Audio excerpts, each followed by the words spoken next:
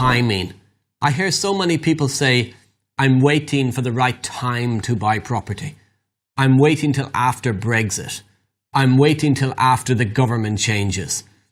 Way back in 2000, they were saying, I'm waiting until after the millennium bug, if it happens or not. Then the crash came in 2007 and they weren't going to buy because there was a crash. Then the property started to rise, and I hear the same people saying, the house market is rising now, I can't buy, it's going up, I've got to wait till it comes back down. What it is a bunch of excuses about why you shouldn't get started. And here's the thing that you should do, is you should buy now. It doesn't matter whether we're in Brexit or not. It doesn't matter if laws are changing. Laws change all the time. It doesn't matter about a recession or a rise. What matters is that you buy property now and you make money when you buy. You secure the property at the right price. You're not buying on the hope that it might go up in value. That's gambling. You're as well off going down the casino and just putting all your money on red or black. You're buying with the right knowledge, the right understanding of what a good property is that makes you money, that you can add value to, that you can buy below market value or secure and buy later, building in value.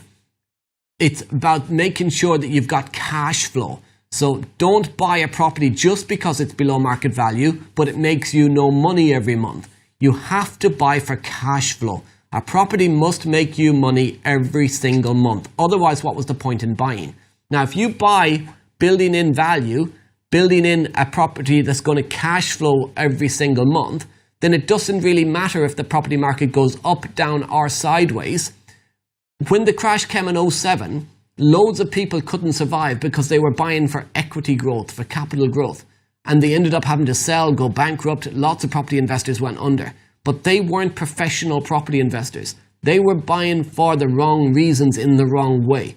If you buy for cash flow, investor that bought for cash flow could ride out the recession. Because interest rates dropped to the lowest they'd ever been in the recession, the lowest in history. That allowed people to hold on to their properties and make more cash. Progressive Property grew massively. Rob Moore and Mark Homer, the founders of Progressive, they grew their business massively through the recession because they were able to pick up assets at a very low price. But they haven't stopped buying today just because the market's beginning to move a bit. They're buying even more now. So you've got to be consistently buying. I buy property every single year. My aim is to buy one property a month this year. I bought one a month last year and the year before. I want to average at least one property a month every single month as a minimum. So this week I've secured 2 deals, which gets me to 4 this year. And I want to continue that through the year. Why? Because I'm not worried about recessions. I'm not worried about Brexit.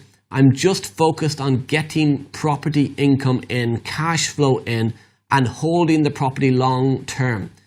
Mark Homer has a saying, you don't wait to buy property. You buy property and wait. The property market is higher today than it was in the biggest crash in history in 2007. When the crash came in 2007, people were panicking about property, that it would never return again. Nobody would ever make money in property again. The house prices would never be as high again. And they panicked and sold. Fire sale. House prices are higher today than they were then. It's just 12 years later. And here's the thing. They're going to be higher in 10 years' time than they are today. And higher again in 20 years' time. And in 50 years' time. So get started in property today. Stop procrastinating. Stop waiting for the right time. Now's the time. Now's always been the time.